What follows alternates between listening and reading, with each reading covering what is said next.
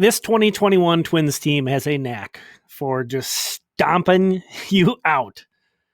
Just stomping you out. After winning 4 of 5, it was really feeling like, maybe there's a corner turning here. Maybe there's some momentum being built. The Twins then parlay that into losing the next 3 games at home against Texas, a bad team. What's up? This is Tom. Let's talk about this series against Texas, go through some of the numbers. We're going to talk about the rotation, the bullpen, and the lineup, and then take a look ahead at what's next. Oh, man. So, the Twins win game 1, kind of coming off a series win over Kansas City, kind of feeling good, and then lose their next 3 games. Just can't score really any runs, and the bullpen can't hold leads. Although, again, you're not going to score, or you're not going to win a lot of games when you score 3-1 and 3 runs. It's tough to win. And the bullpen didn't deliver when it needed to. We're going to start out here with the pitching staff. And actually, the starting rotation was pretty good in this series, too. Much better than you might expect for a 3-loss and 1-win breakout there. Kenta Maeda had his best start of the year. This column stands for game score 2.0. 50 is basically kind of average, so all of these guys making above average. Kenta Maeda had his best start of the year. Kind of a funny thing about that is his strike percentage was pretty low, especially kind of for him. I think that might be something to keep an eye on going forward. Counterintuitive, but throwing fewer strikes might actually kind of help him get out of this funk that he's been. Batters have been extremely aggressive against him, and it's not really been helping him out. So we'll see if he can kind of find a happy medium there. But 5 1/3 innings, no runs, 8 Ks, and 2 walks. So there's a positive you want to look from. J Happ and Michael Pineda are 8th and 12th in the American League in ERA, minimum 20 innings. So those guys have been very, very solid, very consistent this whole season. And then Lewis Thorpe, kind of coming in and getting a spot start did well. Before anybody gets too excited, his fastball averaged under 90 miles per hour in this start. I don't think that he's really any kind of an answer going forward, although, could be a major league contributor for sure. He's definitely looked good the couple times that they've called on him, good enough to be a contributor to this team for certain. Maybe if they, I'm kind of curious if they transition him into the bullpen and just told him, hey, you're only getting 1 or 2 innings.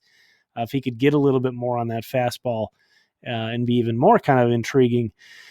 But that's the rotation. Again, everything we're starting out looking pretty good here, and nobody gave up more than 3 runs.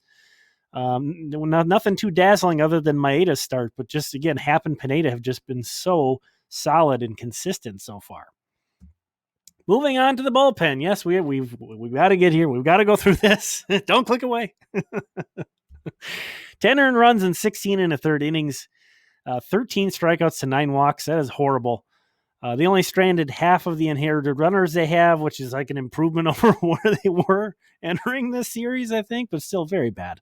A negative WPA on the series, although that's all from 1 game as a whole. They were just asked to cover a lot of innings. That's part of what that shakeout came to be. But on this game, Tuesday's game, which they lost in extras as well, lost in extras today, a negative .478 WPA.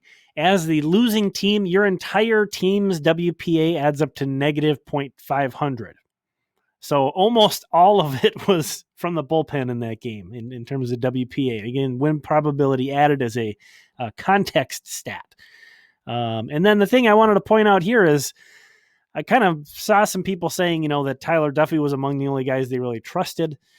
And, he's got 9 strikeouts and 8 walks in 10 2/3 innings pitched. 8 walks in 10 2/3 innings pitched. That's really bad.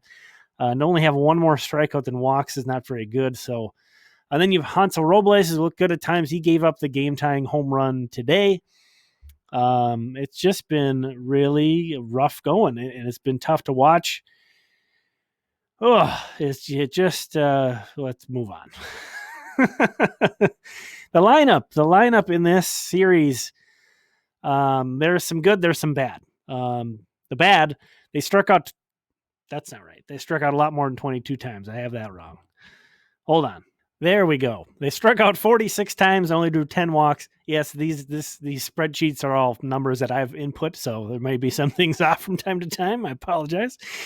But that worked out to a 31.3 strikeout percentage in this series. And again, the note here, league average is 24.3. So that is horrible, especially against the Texas Rangers, who are not like some elite pitching team. Give them credit. They pitched well this series. Certainly some complaints about the strike zone at various points in this series, but you kind of figure it sort of evens out. Doesn't always, but it comes pretty close. And then they hit 194 with runners in scoring position. Again, really struggling. The crazy thing is, I keep looking at it, is I keep saying, like, there's no way there's teams worse than this. And I think the past 15 days, the Twins rank like 22nd in hitting with runners in scoring position, because there are a bunch of teams that are just really struggling to hit this season. So, but it hurts. I think the way that it hurts more is most of those other teams are really bad offensively overall, whereas this Twins team is just bad with runners in scoring position with men on base. They left 25 men on. They left 10 men on today. But the BABIP was fine, 276. That's not a bad BABIP. They were 2 for 10 on Tuesday, so that was pretty weird. But overall, it kind of worked out. But a 45% hard hit rate is very good. That is better than, I think the Twins ranked second in hard hit rate coming into today. The Braves were first. That's better than the Braves. So this is a team that's making consistent, solid contact. And just for whatever reason, when there's runners on and runners in scoring position, they just cannot consistently get it done. There were 2 hits with runners in scoring position today, but that was with 11 at bats. So, just not really moving the needle at all in the positive direction there. So very frustrating. Just continues to be some of the most frustrating baseball you can imagine to watch the Twins right now. To have a bullpen that's not getting the job done, or having a team that can't hit with runners in scoring position is hard enough. When you put them together, like we're seeing here, it's just been awful, just awful. And that's why the team's record is as bad as it is, because you have 2 really, kind of key shifting points of a team. You can be a really good team otherwise. We have a bad bullpen. That's going to really sink you. If you have a really good team otherwise, if you can't deliver with runners in scoring position, can't take advantage of opportunities, that's going to sink you too. And we're seeing both those right now. It's just been mind-boggling. But let's take a look at the schedule. Looking ahead here, I mean, this was a series, I talked about it at the series recap for the Royals. They really needed to take 3 out of 4, and they lost 3 out of 4. So, and again, it felt like that maybe there was some positive momentum going, and that's just gone. You lose 3 in a row to Texas at home. That is gone. They are now flying to Detroit. Obviously, that is a team that's not in a good place right now either. But then the off day on Monday, and then they're going to play the White Sox for the first time. So, and,